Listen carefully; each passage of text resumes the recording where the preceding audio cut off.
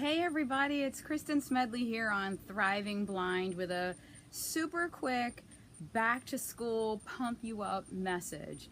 Now, I am the first one to say I am still completely in denial that school is restarting. I refuse to take off my flip-flops just yet. I love summer. I love summer break, having time with the kids and doing fun stuff. But what are you gonna do? Back to school is upon us. Some of you are already back to school in maybe the southern states and some other places. Here in the Northeast, we start very soon.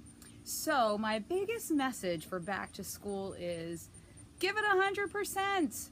Whether you're the teacher, the parent, or the student, it's time. It's time for not just our blind students, but all students and all of their education teams, which includes you parents, to start expecting 100% and giving 100%. You know, I shared recently my story about expectations, and when my oldest son Michael was in kindergarten, and he was expected to find his cubby and hang up his jacket in the kindergarten classroom 70% of the time.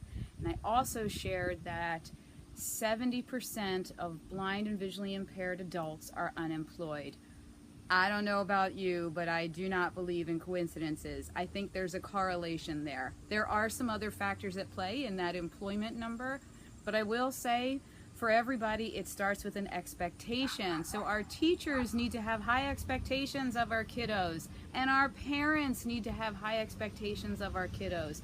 And those kiddos need to have high expectations of themselves. You know, I'll add in some resources and some other tips in the blog at kristensmedley.com to go along with this, to give you some starting points, maybe some inspirational reads to jet set your mind into a bigger space.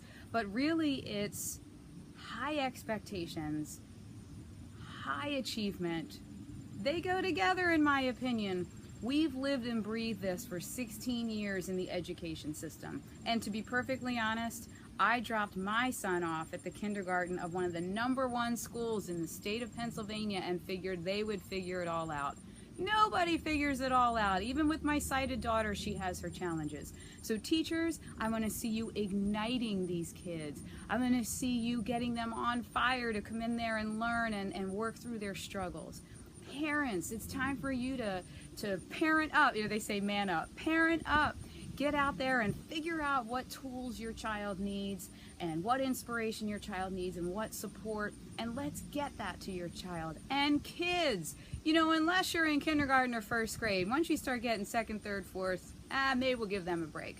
But later elementary, middle school, and especially high school kids, you guys should be at your IEP meetings. You guys should be addressing those teachers. Email them in the summertime or right when school starts. Get next to them and say, here's where I struggle and here's where I could use some help.